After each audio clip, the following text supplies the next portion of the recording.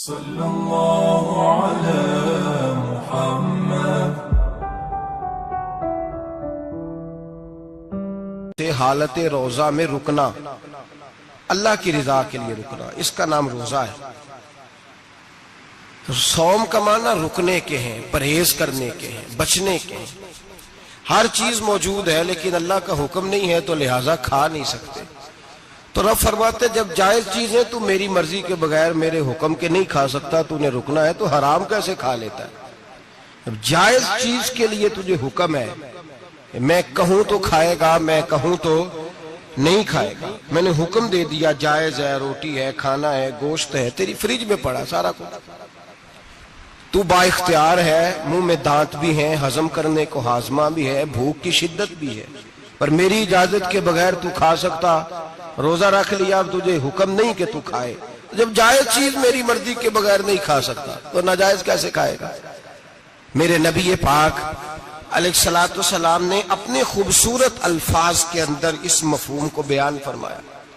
محبوب پاک صلی اللہ علیہ وسلم فرماتے جس نے جھوٹ نہیں چھوڑا، غیبت نہیں چھوڑی، برائی نہیں چھوڑی، اللہ کو اس کے بھوکے پیاسے رہنے کی کوئی ضرورت نہیں۔ وہ کاہے کا رکا ہے؟ جب کوئی کام تو اس نے اللہ کی رضا والا کیا نہیں۔ روزہ رکھ کے دغا کر رہا ہے، روزہ رکھ کے جھوٹ بول رہا ہے، روزہ رکھ کے کم ماپ رہا ہے، تول رہا ہے، دھوکہ دے رہا ہے، رشوت لے رہا ہے، فراڈ کر رہا ہے، حرام کا مال اکٹھا کر کے کہتا ہے اس میں سے چلو 10 دیگیں بھی پکا دیں گے۔ وہ بھائی جو کام اللہ نے تجھے کرنے کو حکم دیا تھا جب تو وہ بجا ہی نہیں لا رہا، مقصد روزہ ہی تو حاصل لعلکم تتقون۔ روزے کا مقصد یہ ہے کہ تو پرہیزگار ہو جائے۔ میرے نبی پاک علیہ السلام کی بارگاہ عالی مرتبت میں 2 عورتیں آئیں، یہ چیزیں کھا لو، کہنے لگی محبوبہ ہم نے روزہ رکھا ہوا ہے۔ فرمایا نہیں، تمہارا تو روزہ نہیں ہے، حضور رکھا ہوا ہے روزہ، سحری سے لے کر اب تک کچھ نہیں کھایا، شام تک بھی نہیں کھائیں گی۔ محبوب نے فرمایا ذرا کہہ تو کرو، الٹی تو کرو۔ کہہ کی تو ان کے حلق سے خون بھی نکلا اور گوشت کے لوتھڑے بھی نکلے، پھوٹیاں بھی نکلی۔ نبی پاک نے فرمایا وہاں بیٹھ کے تم نے اپنے جاننے والوں کی غیبت نہیں کی، چغلی نہیں کھائی؟ خاموش ہو گئیں، گردنیں جھک گئیں۔ نبی پاک نے فرمایا تم نے قرآن نہیں پڑھا کہ جو اپنے بھائی کی غیبت کرتا ہے وہ مردہ بھائی کا گوشت کھاتا ہے؟ تو گوشت کھا کے بھی تمہارا روزہ رہ گیا ہے۔ کس طرح کا روزہ ہے کہ صاحب روزہ رکھ کے نہ رکھنے والوں پہ تنقید کر رہے ہیں؟ تراویحاں پڑھ کے نکلے ہیں جو کہتے ہیں میں اکیلا ہی نیک ہوں، باقی تو محلے میں کوئی پڑھتا ہی نہیں۔ یہ کیسا تیرا روزہ ہے کہ تو روزہ رکھ کے تو اس کے مقصد کو نہیں سمجھا؟ لعلکم تتقون۔ روزہ دار تو وہ ہے کہ روزہ رکھا ہوا ہے، کھانے بھی سے رکا ہے، پینے سے بھی رکا ہے، عمل زوجیہ سے بھی رکا ہے، پھر وہ جھوٹ سے بھی رکے، غیبت سے بھی رکے، بدنگاہی سے بھی رکے، حرام خواری سے بھی رکے ساری چیزوں سے۔ یہ بتلائیے کہ روزے کی حالت میں اپنی بیوی کے پاس جانا منع ہے تو غیر محرم کو دیکھنا جائز ہے؟ ہمارے ٹی وی پہ میں نے پہلے بھی کہا تھا کہ ہم ٹھیکیدار اور ذمہ دار نہیں ہیں مذہب کے۔ یہاں ہمارے آنے سے پہلے بھی کوئی بیٹھا تھا، ہم مریں گے تو یہاں ہم سے بڑے بڑے نیک لوگ بیٹھیں گے، کوئی بندہ ذمہ دار نہیں ہے۔ بڑے بڑے کج کلا، صاحب جبہ و دستار، بڑے بڑے صاحب بصیرت، آئمہ، فقہا، علماء، زعماء، نقبہ، صوفیاء، اولیاء، غوث، کتب، ابدال، اوتاد، کتب الاقطاب، جانے کون کون آئے، علماء آئے، مفسرین آئے، محدثین آئے، گزر گئے۔ ہم تو خاک نشین لوگ ہیں، تھوڑا کام کرنے والے، تھوڑی صلاحیت رکھنے والے۔ لیکن بھائی اگر کرتے ہیں تو ایک کام کرتے ہیں، ساتھ دوسرا نہیں کرتے۔ یہ کس طرح کا دین سکھانے لوگ نکلے کہ شوال سے لے کر شعبان تک گانا سنایا جائے گا، شعبان سے لے کر شوال تک ناچ گانا کیا جائے گا، شوال سے لے کر شعبان تک دھما چوکڑی ہوگی، رمضان آئے گا تو حدیثیں سنائی جائیں گی، رمضان آئے گا تو لوگوں کو قرآن پڑھ کے سنایا جائے گا۔ یہ مذہب بانج نہیں ہے کہ گویے مذہب سکھائیں گے، ایکٹر مذہب سکھائیں گے۔ یہ مذہب بانج نہیں ہے کہ ایک گلاس کے اندر پہلے شراب پی لو پھر اسی گلاس میں رمضان آئے تو شہد بانٹنا شروع کر دو۔ یہ بانج نہیں، یہ میرے رسول اللہ کا مذہب ہے۔ اگر تمہیں شوق ہے دین سیکھنے سکھانے کا یکم رمضان کو توبہ کرو اور کہو کہ ہم ٹی وی پہ بیٹھ کے حدیثیں سنائیں گے تو سارا سال سنائیں گے، اور جس زبان سے حدیث نکلے گی پھر اس سے کبھی گندا گانا نہیں نکلے گا، پھر کبھی ناچ گانا نہیں ہوگا۔ یہ کون سا مذہب ہے جو بیویاں سکھا رہی ہیں؟ یہ کون سا دین ہے جو عورتیں سکھا رہی ہیں؟ میرے رسول پاک صلی اللہ تعالی علیہ وآلہ وسلم کا وہ مذہب ہے کہ میرے اعلیٰ حضرت فاضل بریلوی رحمت اللہ علیہ نے فرمایا مرد کے لیے جائز نہیں کہ وہ عورت کی زبان سے میلاد بھی سنے، نعت بھی سنے، مرد کے لیے جائز نہیں، مرد کو مرد سکھائے گا، عورت سکھائے گی تو عورتوں کو سکھائے گی۔ بے شک آپ سویرے فتویٰ دیجئے کہ چھوٹی سی مسجد میں بیٹھ کے، چھوٹے سے کونے میں بیٹھ کے چھوٹا سا مولوی، اور وہاں تو اتنے بڑے مفتی ٹی وی پہ بیٹھے ہوئے، وہ غلط ہے تو صحیح ہے کیسے ہو گئے؟ سنو، میرے نبی پاک علیہ الصلوۃ والسلام کے مذہب کا حسن یہ ہے کہ اسلام کہتا ہے ایک نظر بی بی کو دیکھا کسی نے غلطی سے تو معافی ہو جائے گی، دوسری نظر شہوت سے دیکھا تو حرام ہے اس کے لیے، وہ پاکستان کا مولوی ہو یا سعودی عرب کا شاہ ہو، کسی کے لیے عورتوں کے بیچ پھرنا اٹھنا بیٹھنا جائز ہے۔ میرے نبی پاک صلی اللہ تعالی علیہ وسلم نے فرمایا میں عورتوں سے مصافحہ کرنے نہیں آیا، اور میرے نبی پاک صلی اللہ علیہ وسلم نے فرمایا، حضور فرماتے لیکن نا کتا بالکل ناپاک نہیں ہوتا، کتے کا تھوک ناپاک ہوتا ہے یا کتا گیلا ہو جائے تو ناپاک ہوتا ہے، لیکن خنزیر سارا ناپاک ہوتا ہے، کل ناپاک ہے خنزیر۔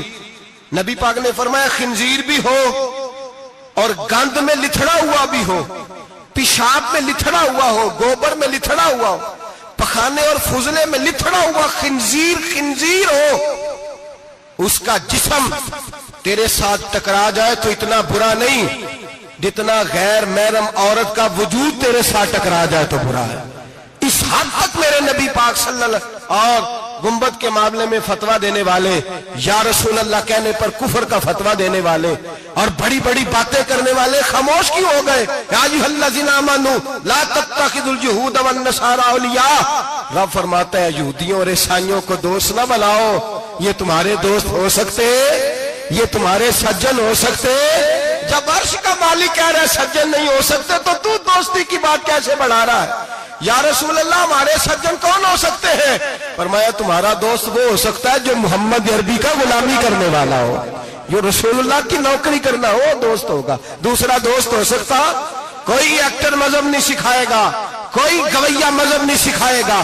حضرت جناب سیدنا جنید بغدادی، بغداد کے پیر سے کسی نے پوچھا تھا آج سے 1100-1200 سال پہلے، وہ تو زمانہ ویسے نیکی اور پرہیزگاری کا تھا، کہا بابا جی مرد اور عورت نیک ہو، بغیر پردے کے، بغیر حجاب کے، بغیر دیوار کے بیٹھ کر ایک دوسرے کو دین سکھا سکتے؟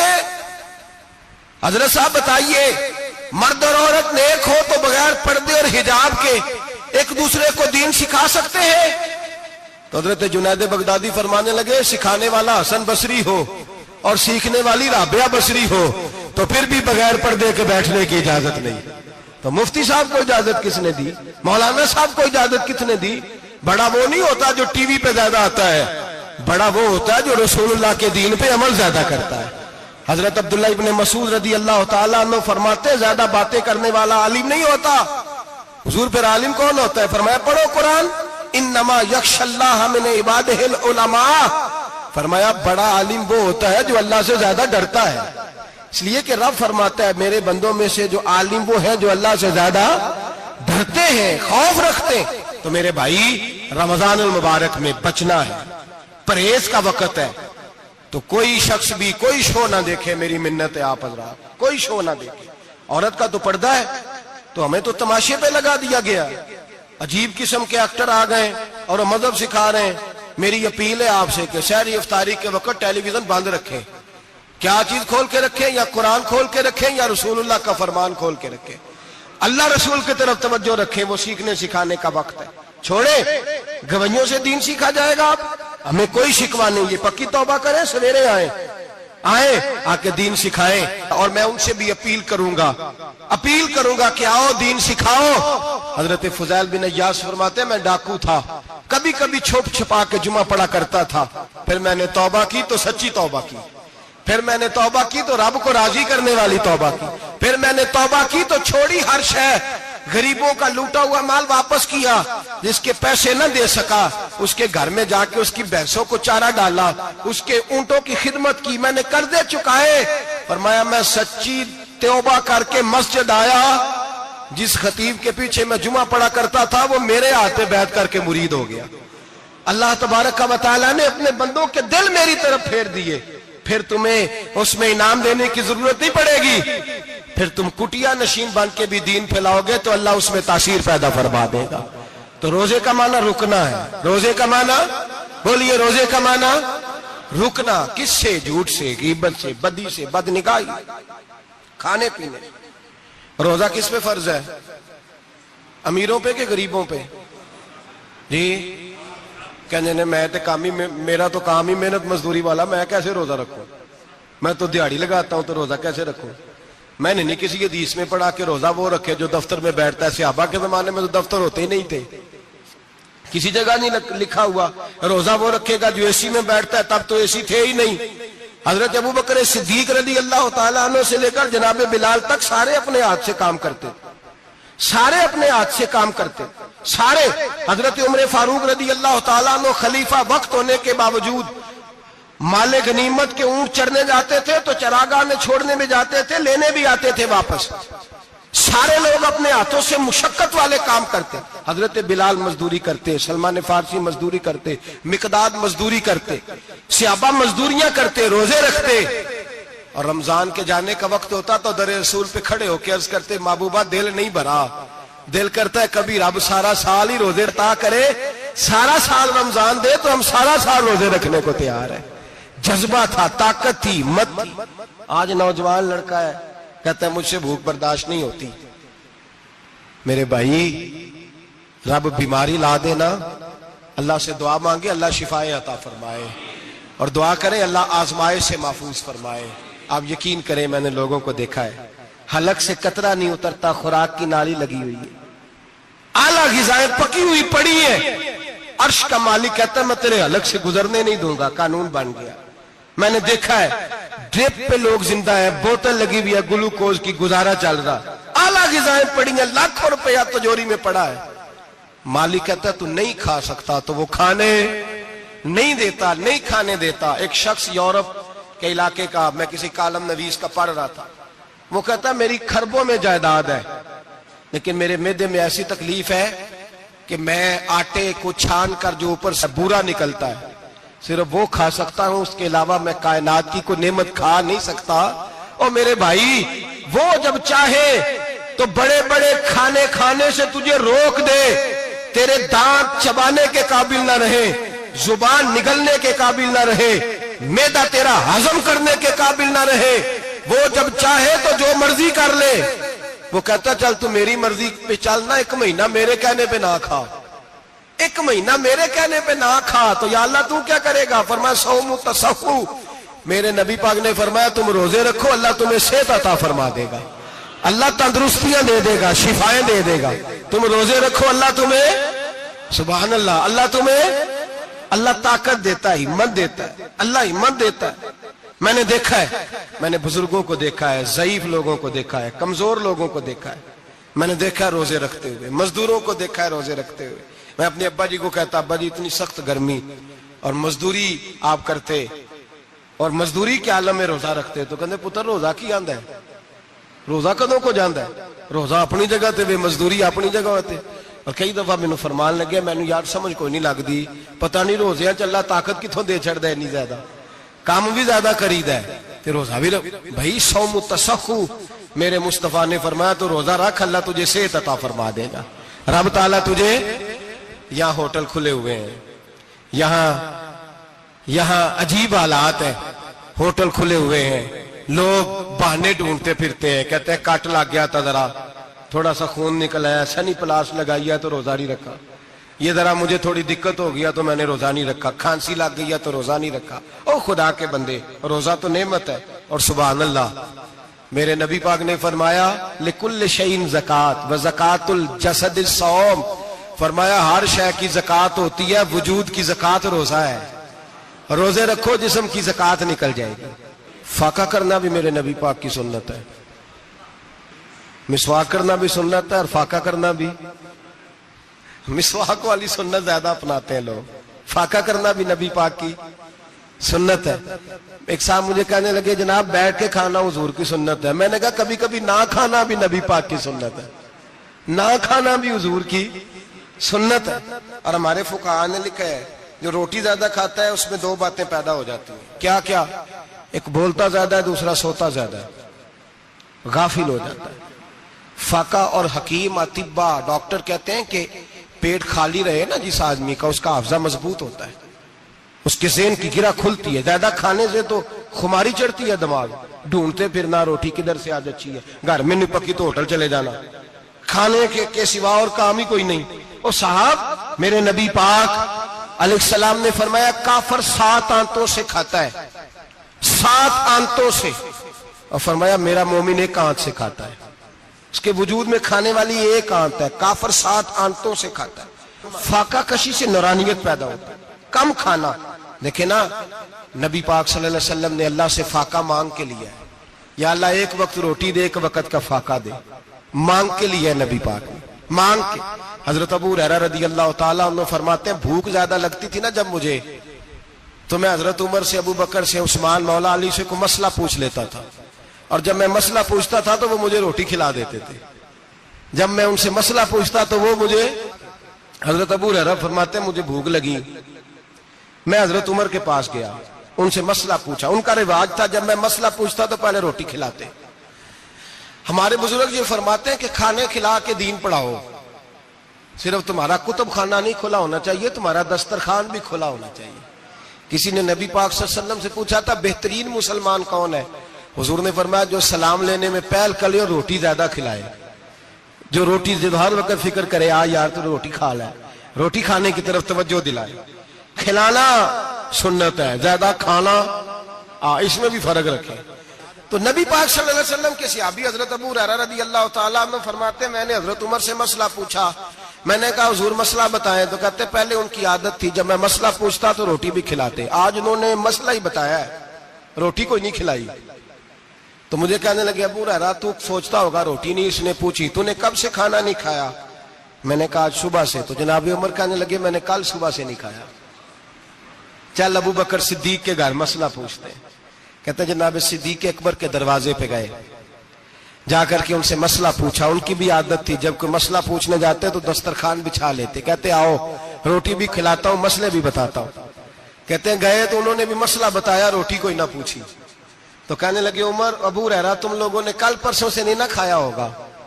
اور ابو بکر کو 4 دن گزر گئے ہیں, تھوڑا سا دودھ ملا ہے یا کھجور ملی ہے, روٹی کوئی نہیں ملی. چلو در رسول پہ چلتے, آؤ حضور کی بارگاہ.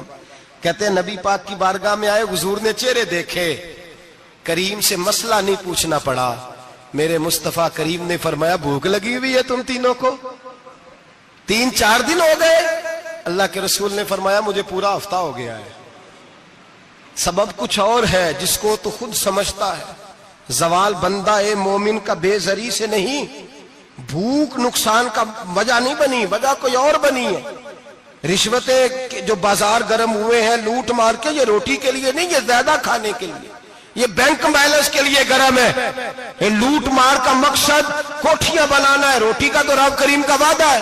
جو روز روتا ہے شام کو کہ میرا کاروبار کوئی نہیں, اصل میں کہتا ہے بنگلہ کوئی نہیں, اصل میں کہتا ہے کار کوئی نہیں, پجارو کوئی نہیں, روٹی تو اللہ عطا فرماتا ہے, اس کا وعدہ ہے. فرمایا حضور نے 3 دن بیت گئے, چلو.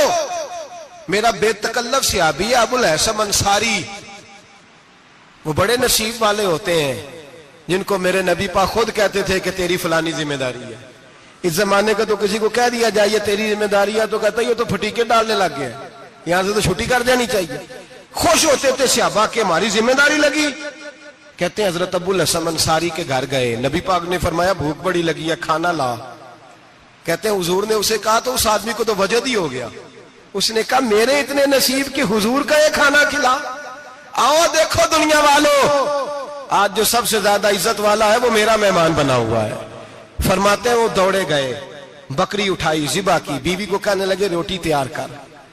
ادھر کھجوریں توڑی, انگور توڑے, کہنے لگے حضور آپ جب تک تناول کریں تب تک کھانا پک جاتا. حضرت عمر کہتے ہیں روٹی پک کے آئی, بڑا پیارا گوشت، بڑا اچھا سالن، بڑا خوبصورت خلوص والا کھانا. فرماتے ہیں میں نے بڑا ہی کھایا.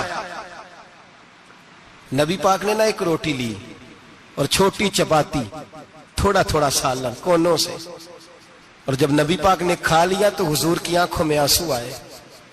حضرت عمر کہنے لگے حضور روئے کیوں؟ نبی پاک نے فرمایا سوچتا ہوں 7 دن کے فاقے کے بعد کھایا ہے، پر ڈرتا ہوں رب اس کا حساب پوچھے گا تو جواب کیسے دینا ہے، اس کا حساب بھی تو دینا ہے نا جو کھایا ہے.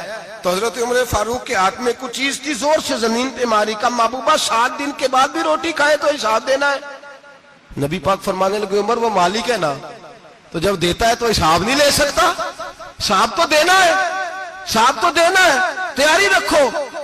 صحابہ کرام فرماتے ہم نے ارادہ کیا کہ آج کے بعد ہم پھر فاقے کریں گے، کم کھائیں گے، اس لیے کہ حساب دینا ہے. میرے بھائی وہ فاقہ کشی کرتے تھے، ڈرتے تھے. یہاں تو لوگ کھا کے بیمار ہیں، کھاتے جا رہے ہیں، سوتے جا رہے ہیں، کھاتے جا رہے ہیں، سوتے جا رہے ہیں. یہ بھی وقت آئے گا رمضان شریف کا، سویرے درس پہ آؤ کہتے نیند بڑی آتی ہے، سویرے 2 سپارے پڑھ کے سویا کرو کہتے صاحب نیند بڑی آتی ہے. فجر کے بعد ہی تو وقت ہوتا ہے اللہ اللہ کرنے کا، شہری کا، کھاتے جا رہے ہیں، سوتے. لوگ جماعت سے نماز نہیں پڑھتے، سو جاتے، جماعت کا ثواب چھوڑ کے سو جائیں گے. بھائی رمضان مبارک میں فاقہ کشی کی ٹریننگ ہوتی ہے، فاقہ کشی کی تربیت لے، رمضان میں روکے اپنے آپ کو، تربیت ہوگی. اور ہمارے صوفیاء فرماتے ہیں جو زیادہ کھاتا ہے اس کا نفس اس کو زیادہ پہ مائل کرتا ہے، خواہشات نفس پیدا ہوتی ہیں. میرے نبی پاک علیہ السلام نے جوانوں کو حکم دیا ہے یا معاشر الشباب، او جوانوں. یا رسول اللہ کیا حکم ہے؟ فرمایا یا نکاح کر لو اگر طاقت ہے، نہیں طاقت تو روزے رکھو. حضور روزے سے کیا ہوگا؟ فرمایا تمہارا نفس کچلا جائے گا، شیطان وسوسہ اندوزی نہیں کرے گا. آج نوجوان بڑھ بڑھ کے کھاتا ہے، بہت زیادہ کھاتا ہے، کبھی اس ہوٹل سے کھاتا ہے، کبھی اس ہوٹل سے کھاتا ہے. اتنا زیادہ کھائیں گے تو نفسانی قوتیں اچھل کر کے آئیں گی، مشکل ہو جائے. شادیاں دیر سے ہوتی ہیں، ماں باپ آنکھیں بند کر کے بیٹھے ہوئے. اگر ماں باپ کی ذمہ داری ہو اور ماں باپ نکاح نہ کرے تو نبی پاک نے فرمایا بچے گناہ کریں گے تو جتنا گناہ بچے کو اتنا باپ کو بھی ہوگا. تو ماں باپ چپ ہیں. دوسرا شادی مشکل بڑی ہے، مہنگی بڑی. اور تیسرا نہیں کر رہے کچھ لوگ تو روزے بھی نہیں رکھ رہے. تو رمضان ان کے لیے بھی وقت ہے، نفسانی قوتیں کچلی جائیں گی. کھانا جتنا کم کھایا جائے گا اتنا وجود کے اندر نفسانی خواہشات کم پیدا ہوں گی. تو رمضان تو پریکٹس ہے مجاہدے کی، دین کی. اور دوسرا میرے حبیب پاک صلی اللہ علیہ وسلم نے فرمایا ہے، حضور فرماتے ہیں کہ رمضان اور قرآن کا آپس میں رشتہ ہے. قرآن پاک کتنا پڑھنا چاہیے روزانہ؟ زیادہ سے اللہ جزا دے. امید ہے آپ زیادہ سے زیادہ ہی پڑھتے ہوں گے. بھائی سنیں، حدیث مبارکہ میں نبی پاک نے فرمایا رمضان اور قرآن دونوں مل کے نا، بڑی پیاری حدیث ہے، فرمایا دونوں مل کے اللہ کی بارگاہ میں میری امت کی سفارش کریں گے. رمضان اور اللہ اکبر. کس طرح؟ نبی پاک فرماتے ہیں رمضان کہے گا اے اللہ دن کے وقت میں نے اسے تیری رضا کے لیے کھانے پینے سے باز رکھا، اور قرآن کہے گا یا اللہ رات کو تیری رضا کے لیے کھڑا ہو کے یہ قرآن سنتا تھا. رمضان اور قرآن دونوں سفارش کریں گے. ہم نا بڑا کچھ پڑھتے ہیں، سنتے ہیں، سیکھتے ہیں. اب یقین کریں یہ کھاتے بھائی کا بھائی سے اختلاف ہو جائے نا تو وہ 30 سال پرانے کھاتے کھول کے لے آتا ہے، ساری رات ڈھونڈتا ہے کہ میرے پیسے کہاں سے نکلتے ہیں، پڑھ لیتا ہے. قرآن پاک کی باری آتی ہے تو نہیں پڑھتے قرآن پاک. ابا جی کا ختم ہوتا ہے تو مانگتے پھرتے ہیں، کہتے ہیں 2 قرآن پاک 10 قرآن پاک. یہ باتیں بتانی نہیں چاہیے، کرنی نہیں چاہیے، لیکن چونکہ تربیت کے لیے بیٹھا ہوں تو کر دیتا ہوں. میرے شاگردوں سے پوچھیں، یہاں مدرسہ ہے الحمدللہ، درجنوں طلباء ہیں، اساتذہ ہیں، میرے پیر بھائی ہیں. اور میرا یہ دعویٰ ہے کہ شاید کوئی کسی سے اتنا پیار کرتا ہو جتنے میرے شاگرد اور مرید مجھ سے کرتے ہیں. لیکن میں نے کبھی کسی سے نہیں کہا کہ ذرا سورت فاتحہ پڑھ کے دینا، میں نے اپنے ابا جی کو ثواب دینا ہے. پوچھ لیں کسی سے نہیں کبھی کہا. کبھی نہیں میں نے کہا کہ ذرا مجھے تھوڑا سا قرآن پڑھ دیں. میں اس کو ناجائز نہیں کہتا، پڑھوانا چاہیے، لیکن میں اپنے والدین کے لیے کبھی سوال نہیں کرتا کہ مجھے ذرا پڑھ کے دو، میں نے بخشنا ہے. اس لیے کہ میں نے ذاتی طور پہ روٹین بنائی ہے. میں سمجھتا ہوں کہ کائنات کے اندر میرے اوپر جن لوگوں نے احسان کیے ان میں سب سے زیادہ حصہ میرے ماں باپ کا ہے. میں سمجھتا ہوں اس بات، کتنا نالائق ہوں میں کہ میں ایک مہینے میں ایک قرآن پاک بھی پڑھ کے ان کی روح کو احسال نہیں کر سکتا؟ میرا یہ طریقہ ہے ذاتی، میں قدغن نہیں لگاتا، میرا ذاتی طریقہ یہ، الحمد سے شروع کرو اور 2 سورتیں چھوڑ کے قرآن پاک ختم کر دو آخری، اور پھر فلق اور ناس صورتیں ساتھ لے جاؤ. یہاں بیٹھ کے سال ثواب نہیں کرنا، ختم نہیں دلانا، ساتھ لے جاؤ، قبر پہ کھڑے ہو جاؤ اور فلق اور ناس صورتیں قبر پہ بیٹھ کے تلاوت کرو، اور جو قرآن مجید پڑھا ہے ان کی روح کو وہاں احسال کرو. او بھائی، اولاد جب ماں باپ کے لیے پڑھتی ہے تو اسے کہنا نہیں پڑتا اللہ بخش دے، اس لیے کہ اولاد کی نیکیاں خود بخود ماں باپ کے کھاتے میں جمع ہوتی ہیں، خود نیکیاں جمع ہوتی ہیں. میرے بھائی، تو بچوں سے یہ تو مطالبہ کرتا ہے کہ بیٹا اس سال رمضان المبارک میں میرے لیے ستو ضرور بنانا، فلانی چٹنی ضرور تیار کرنا، یہ کیوں نہیں کہتا بیوی سے کہ ڈشیں کم بنانا، تو بھی بیٹھ کے قرآن پاک پڑھ، میں بھی قرآن پاک پڑھتا ہوں. ادھر آؤ بیٹا، یہاں بیٹھ کے تلاوت کرو، میں بھی کرتا ہوں. بیٹی ادھر آؤ، بیٹھ کے قرآن پاک پڑھو. کتنا وقت لگتا ہے؟ حافظ اور قاری اور علماء اگر پڑھے تو 20-25 منٹ لگتے ہیں قرآن پاک کا سپارہ پڑھنے، اور اٹک اٹک کے پڑھنے والا بھی پڑھے تو 1 گھنٹہ لگ جائے گا. اور میرے نبی پاک صلی اللہ علیہ وسلم نے فرمایا جو قرآن پڑھتے ہوئے اٹکتا ہے اللہ اسے ڈبل ثواب عطا فرماتا ہے. فرمایا جو زبانی پڑھے سنگل ثواب، جو دیکھ کے پڑھے اسے ڈبل ثواب. حضور کیوں؟ فرمایا اس لیے کہ میرا قرآن دیکھنے پہ بھی اللہ ثواب عطا فرماتا ہے، قرآن دیکھنے پہ بھی اللہ ثواب دیتا ہے، دیکھنے کا بھی ثواب. رمضان شریف میں قرآن پاک پڑھے، کھول کے پڑھے. اور میرے بھائی، اگر تیرا بچہ پڑھے، اگر تیری بیٹی پڑھے، کائنات کا خوش نصیب باپ وہ ہے کہ بیٹا قرآن پڑھے، چاہے ناظرہ ہی پڑھے. جس کی بیٹی پڑھے، زندگی میں انہیں اس کام پہ لگا جاؤ، مرنے کے بعد بھی پڑھیں گے. امام جلال الدین سیوطی شافعی رحمت اللہ علیہ فرماتے حضرت عیسیٰ قبر کے پاس سے گزرے، قبر پہ عذاب ہو رہا تھا، اللہ کا غضب برس رہا تھا. جناب عیسیٰ استغفار پڑھتے ڈرتے گزر گئے. تھوڑی دیر کے بعد، چند گھنٹوں کے بعد گزرے تو اسی قبر پہ پھول کھلے ہوئے تھے، رحمت برس رہی تھی. حضرت عیسیٰ علیہ السلام عرض کرنے لگے مولا تو بے نیاز ہے، میری طاقت نہیں تیرے کاموں میں بولنے کی، پر ابھی تو یہاں عذاب ہو رہا تھا، ابھی رحمت برس رہی ہے. جناب عیسیٰ کہتے ہیں آواز خدا بندی آئی، عیسیٰ بندہ بڑا گناہگار تھا، پاپی تھا، مجرم تھا، خطا کار تھا، لیکن جب اس کا انتقال ہوا، اس کی بیوی حاملہ تھی، اس کے پیٹ میں بچہ تھا، بچہ اس کے انتقال کے بعد پیدا ہوا. آج وہ 4-4.5 سال کا ہوا ہے، مکتب میں گیا ہے، مدرسہ میں گیا ہے، استاد نے بسم اللہ شریف پڑھائی ہے. فرمایا اس نے توتلی زبان سے کہا ہے بسم اللہ الرحمن الرحیم. کہ ایسا مجھے بتلا اس زمین پر وہ معصوم جسے ابھی رحمان اور رحیم کہنا نہیں آتا، وہ توتلی زبان سے مجھے رحمان اور رحیم کہے اور میں اسی زمین پہ اس کے باپ کو عذاب دوں. فرمایا اس نے ایک بار رحمان اور رحیم کہا ہے، میں نے اس کی باپ کی قبر کو نور سے معمور فرما دیا ہے، نور سے بھر دی ہے قبر، برکت سے بھر دی ہے. اللہ کرے میرے بیٹے بھی قرآن پڑھے، اللہ کرے میری بیٹیاں بھی قرآن پڑھے، اللہ کرے ہم سب کی اولادیں قرآن پاک پڑھے. لیکن نا امام اعظم ابو حنیفہ رمضان میں 61 قرآن پاک پڑھتے تھے. کتنے؟ 60 تے 1، اللہ اکبر. ایک قرآن پاک دن میں پڑھتے پورا، ایک رات کو پڑھتے، ایک تراویح میں پڑھتے. 61 قرآن پاک امام صاحب پڑھتے. آپ فرماتے میں نے چھوڑ دیے ہیں سارے وظیفے، میں صرف رسول اللہ کا قرآن پڑھتا ہوں. رمضان سارا قرآن پاک، سارا رمضان. اب تو عادت ہی نہیں رہی ہمیں قرآن پاک کی. اگر لوگ ناراض نہ ہو تو محفل نعت ہوتی ہے تو تلاوتیں کتنی ہوتی ہیں، اور نعتیں ہم نے ذوق ہی نہیں بنایا، ذوق ہی نہیں بنایا ہم نے تلاوت قرآن کا. اس لیے کہ قراء علماء فقراء ان کو ہم تیار ہی نہیں کر رہے، ہم تو ایکٹر پال رہے ہیں جو پیسے لیتے ہیں نعت خوانی کے. معاذ اللہ. او میرے بھائی، کیا قرآن میرے نبی کی نعت نہیں؟ حضرت عائشہ صدیقہ رضی اللہ تعالیٰ عنہ کے پاس صحابہ گئے، کہنے لگے اماں جی ہمیں نبی پاک کا اخلاق بتلائیں.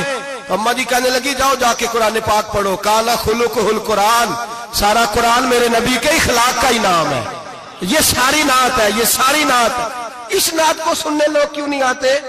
اتنا راش میں اپنے نعت میں اتنا تراویح پہ کیوں نہیں ہوتا؟ اور ملت کا جوان یاد رکھے، بوڑھے تراویحاں پڑھتے ہیں، ضعیف تراویحاں پڑھتے ہیں، گھٹنوں میں درد ہے تراویحاں پڑھتے ہیں، بیمار بوڑھے تراویحاں پڑھتے ہیں، جوان وہاں چوک میں کھڑے.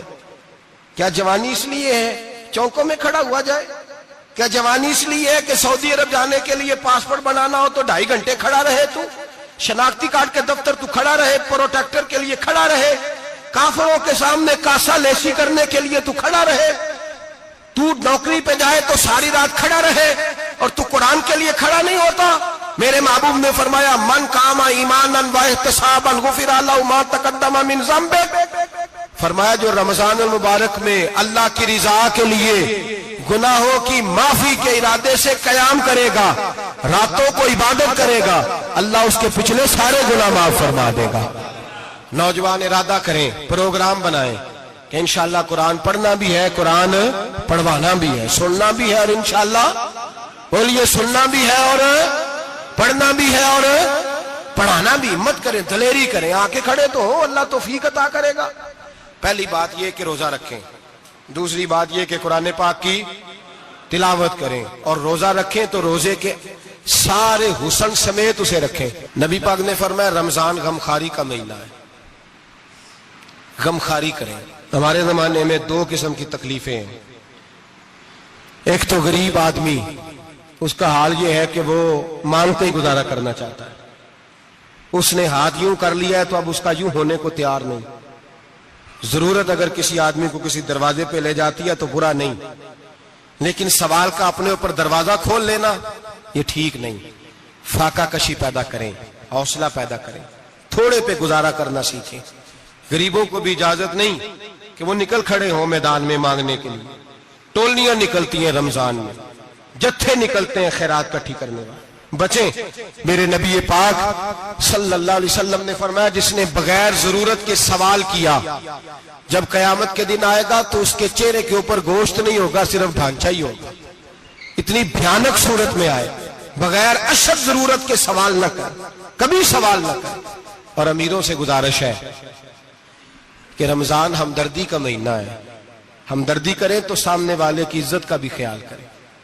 یہ بات درست ہے کہ غریب سیاڑا نہیں ہوتا، اس لیے کہ جس کی جیب میں پیسے نہیں ہوتے بھائی اسے عقل بھی نہیں ہوتی، جس کے گھر کار نہیں ہوتی اسے چلانے کا طریقہ، جس کے گھر اوون نہیں ہوتا اسے چلانے کا طریقہ بھی نہیں آتا، جس کے گھر میں چیزیں ہوتی ہیں اسے چلانا بھی آ جاتا ہے، جدے کر دانے اودے کملے بھی اس کے سیانے ہو جاتے ہیں۔ تو چودھری صاحب، سیٹھ صاحب، نواب صاحب آٹا تقسیم کرتے ہیں، کھڑے ہو کے فوٹو کھچاتے ہیں، فیس بک پہ دیتے ہیں، اور ایک آٹے کا تھیلا اور 10 اخباروں میں فوٹو۔ اللہ سے ڈریں، رمضان ہمدردی کا مہینہ، ہمدردی کا۔ غریب کو دیں تو اس کی عزت کو رسوا نہ کریں۔ میرے نبی پاک علیہ السلام کے صحابی حضرت عبداللہ ابن عمر رضی اللہ تعالیٰ عنہ ڈھونڈ کے لاتے تھے مسکینوں کو، ڈھونڈ کے، اور جب لاتے تھے تو اپنے دسترخوان پر بٹھا کر اپنے ساتھ افطاری کرایا کرتے تھے، اور پھر فرمایا اللہ تعالیٰ نے لن تنالوا البر حتی تنفقوا مما تحبون، اللہ کے راستے میں وہ چیز دینی ہے جو تمہیں زیادہ پیاری ہو۔ کون سی چیز جو تمہیں؟ میں تھوڑا سا بے باک ہوں، بعض دوستوں کے ساتھ، سب کے ساتھ نہیں۔ ایک دوست مدرسے میں گھی دینے آئے ایک دفعہ، تو وہ والا گھی دے گئے جو سب سے سستا تھا، تو میں نے کہا مجھے دیانتداری سے بچائے، آپ یہی کھاتے ہیں گھر میں؟ کہنے لگے نہیں۔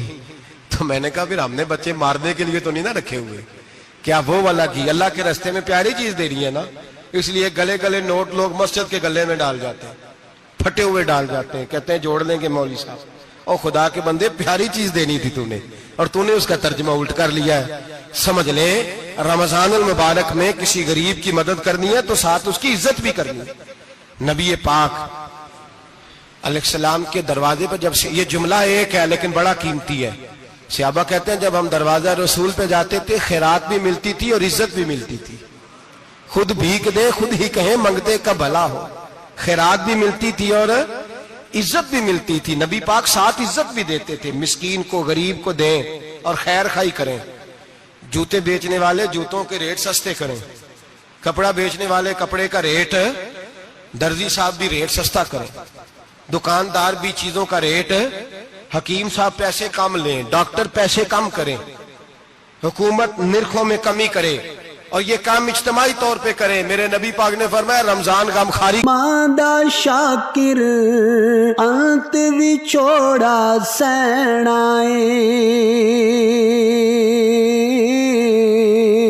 آپ आपे डिगना आपे उठना पैना मादा शाकिर अंत विछोड़ा सहना आपे डिगना आपे उठना पैना पुत बिस्मिल्लाह दिया का महीना है, इसमें गमखारी करनी है, दूसरे का ख्याल करें, इशार करें, कुर्बानी करें। यहाँ हर चीज का रेट बढ़ जाता है रमजान शरीफ में। हर आदमी कहता मेरा सीजन आ गया है, तवज्जो बढ़ाएं, ख्याल करें, गमखारी का महीना है। और फिर आप लोगों से ये भी गुजारिश है कि रमजान मुबारक का जब महीना आए तो जिस आदमी के साथ नेकी करनी है वक्त पे करें।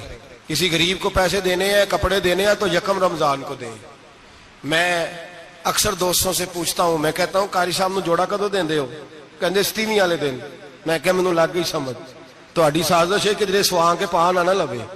एवं मौलवी चौधरी साहब दे नाल दे कपड़े पा ले ते किथे लिखिया इहनूं देना 27। तुसीं दसो 27 वाले दिन को दर्जी सी के देंदा है, ਉਹਨੂੰ 3 ਗੁਣਾ ਵੀ ਪੈਸੇ ਦਈਏ ਤੇ ਕਹਿੰਦਾ ਜਿਹੜੇ ਬਾਕੀ ਨੇ ਉਹਨਾਂ ਦੇ ਨਹੀਂ ਬਟਨ पे ਲੱਗਦੇ ਮੇਰੇ ਕੋਲੋਂ, ਕਿੱਥੋਂ जोड़ा सीख। तो किस दिन देते हो कारी साहब को? क्या मकसद है? पहनने के लिए दे रहे हो या इसलिए दे रहे हो कि ना पहन सके? तो भाई आप जब किसी को कुछ चीज देंगे तो कब देंगे? जब वो इस्तेमाल कर सके। गरीब को लोग फतराना देने जाते हैं ईद से एक दिन पहले, तो क्या करेगा उसका? वो ना तो कपड़े खरीद सका, ना रोटी ला सका। बल्कि मेरे हजरत साहब फरमाते हैं रमजान से पहले दे दो, रमजान की नीयत करके रमजान से 1-2 दिन पहले दे दो, अल्लाह रमजान जितना सवाब ही अता फरमाएगा। रमजान से पहले दो जिसको कुछ है दिन, कबल अज वक्त तैयारी करो। और मेरे किबला साहब फरमाया करते अपने कपड़े बाद में, गरीब के बच्चों के कपड़े पहले, अपने घर की जरूरियात बाद में, गरीबों की जरूरियात इसलिए कि अल्लाह पाक ने उनका रिज़्क भी हमारे घर भेज दिया। हमारी ड्यूटी लगाई है कि तुमने बांटना, बांटने वाले बनो। और ये ज़हन बनाए कि पता नहीं किसका हिस्सा था जो अल्लाह ने मेरे घर भेजा, ये ज़हन बना के बांट। और जिसको देने जाए, हाँ आपको इजाजत है थोड़ा बहुत पता करने की, लेकिन थोड़ा बहुत तफ्तीश करने की इजाजत, बाल की खाल उतारने की इजाजत। मैंने देखा है लोग गरीबों का इंटरव्यू लेते हैं, तेरा तो फलाना कमाने वाला नहीं, तेरा तो फला बच्चा। ओ भाई बहुत सारे गरीब ऐसे हैं, बड़े हैं जो कमाने की कोशिश करते हैं लेकिन उनका सबब नहीं बनता। हाँ हाँ है ऐसे लोग जो सऊदी अरब चले गए हैं, कहते हैं तेरा तो फला बाहर नहीं गया है, गया है, लेकिन सारे सऊदी अरब जाने वाले भी माल कमाने की ताकत नहीं रखते। कई वहां भी बैठ के बेचारे कर्जों में उलझे हुए हैं, वहां वालों के जुल्म का शिकार है, बहुत सारी आजमाइशों में। तू तफ्तीश करता है। मेरे इमाम शाफी का एक जुमला अगर आपको याद रह गया तो बात बन जाएगी। इमाम शाफी रहमतुल्लाह, बल्कि हजरत गौसे आजम जिलानी के पास वो बात आपको ज्यादा फायदा देगी। हजरत गौसे आजम जिलानी को उनका एक मुरीद समझाने लग गया, कहने लगा हजरत जी आप सबको देते रहते हैं, हर बंदा मुस्तहिक नहीं होता, जरा टटोल के दिया करें। तो गौसे आजम जिलानी फरमाने लगे भाई मुझे तो लगता है तू भी उन चीजों का मुस्तहिक नहीं था जो अल्लाह ने तुझे अता कर दी है। पहले तू बता, तू मुस्तहिक था? तुझे अपनी हैसियत औकात का पता है जो अल्लाह ने तुझे दे दी है? ताकत थी, क्वालिटी थी, तेरे अंदर वो सलाहियत थी। रब ने तो नहीं तेरी तफ्तीश की कि तू काबिल है कि नहीं, तू अल्लाह के बंदों की तफ्तीश करता पड़ता है।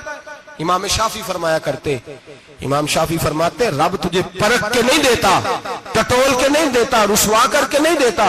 तू गरीबों के साथ ये सारा जुल्म क्यों करता है? बस पता चल गया वो जरूरतमंद है तो दे, इसलिए कि अजर तुझे गरीब ने नहीं देना, अजर अल्लाह ने देना है। और अल्लाह अजर अमल पे नहीं देता, अल्लाह तो नियत पे अजर अता फरमाता है। तो नियत देख तेरी किस तरह की। तो मेरे भाई गरीब को दे, कबल अज वक्त दे। रमजान मुबारक में चौथा काम, बात आखिरी और चौथा काम सुने, रमजान में दीन सीखें।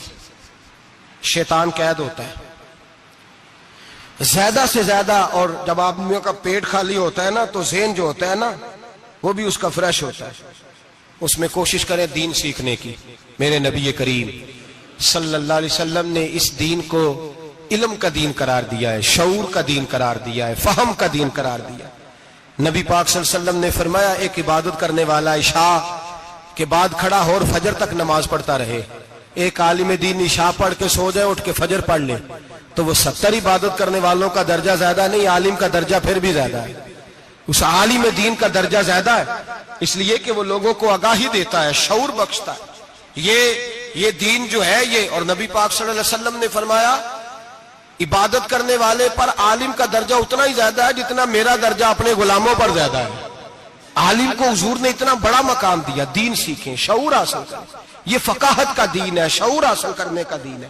اور نبی پاک صلی اللہ علیہ وسلم نے فرمایا دین کی ایک بات سیکھ لینا 1000 نفل پڑھنے سے زیادہ درجہ رکھتی ہے، دین کی ایک بات سیکھ لینا 1000 جنازے میں شرکت سے زیادہ درجہ رکھتی، دین کی ایک بات سیکھ لینا، میرے نبی پاک صلی اللہ تعالی علیہ وسلم ارشاد فرماتے 1000 مریض کی عیادت کرنے سے زیادہ درجہ رکھتی ہے۔ فرمایا جس نے رات کے ایک لمحے میں دین کی ایک بات سیکھی، اللہ اسے ساری رات عبادت کرنے سے زیادہ ثواب عطا فرمائے گا۔ میرے اسا فرمایا کرتے جب سیکھنے والے کو یہ ثواب ملے گا تو بتائیے سکھانے والے کو کتنا ثواب ملے، اسے اللہ کتنا درد۔ رمضان آ رہا ہے، شیطان قید ہے، دین پھیلانے کی کوشش کریں، جد و جہد کریں۔ بڑی نیند آتی ہے فجر پڑھ کے، لیکن اگر کسی کا ارادہ بن جائے کہ دین سیکھنا بھی ہے اور دین بچوں کو، تو پھر کوئی نیند غلبہ۔ ایک مثال ایک عالم نے سمجھائی، کوئی بزرگ تھے درویش عالم، ان کے پاس ایک عورت آئی، کہنے لگی میں بچوں کو سویرے بڑا جگاتی ہوں، بچے جاگتے نہیں نماز کے لیے۔ بڑا عجیب جواب دیا بزرگوں نے، درویش نے، عالم نے، کہنے لگے بی بی کیوں نہیں جاگتے، جگایا کر، بیدار کیا کر، اٹھایا کر۔ کہنے لگی بڑی جدوجہد کرتی ہوں، اٹھتے نہیں، بیدار نہیں ہوتے۔ اللہ والے تھے نا۔ کہنے لگے یہ بتا اگر اس کمرے میں آگ لگ جائے تو پھر بچوں کو کیسے بیدار کرے گی، آگ سے بچانے کے لیے کیا کرے گی؟ پھر تو بالوں سے پکڑ بھی گھسیٹنا پڑا تو گھسیٹ کے کمرے سے لاؤں گی، پھر تو چوٹیں لگتی ہیں تو لگ جائے، پھر میں پرواہ نہیں کروں گی۔ آپ فرمانے لگے یوں سمجھ لے جہنم کی آگ جل رہی ہے، اگر تیرے بچے نے نماز نہ پڑھی تو آگ لگ جائے گی، اگر اس نے عبادت نہ کی تو اسے آگ، اب جیسے بھی تجھے اٹھانا پڑتا ہے اٹھا گھسیٹ کے باہر لا، لیکن اس کی نماز قضا۔ نیند بڑی آ رہی ہے سویرے، لیکن اگر دین نہ سیکھا تو مشکل ہو جائے۔ جیسے بھی اپنے آپ کو جگانا چاہیے، ہمت کرنی چاہیے، دلیری کرنی چاہیے۔ ہمیشہ مدحت خیر الانام میں گزرے، دعا ہے یہ عمر درود و سلام میں گزرے۔ آخر دعوانا سانو یارو دسے انہاں اللہ لوکاں نے ٹوٹے ہوئے دلاں وچ رب دیاں چوکاں نے، ٹوٹے ہوئے دلاں وچ رب دیاں چوکاں نے۔ توں وی رو کے رب نو منا، توں وی رو کے رب نو منا، تے غم تیرے مک جان گے۔ توں وی رو کے رب نو منا، توں وی رو کے رب نو منا، تے غم تیرے مک جان گے۔ اللہ والیاں دے نیڑے نے صلی اللہ علی محمد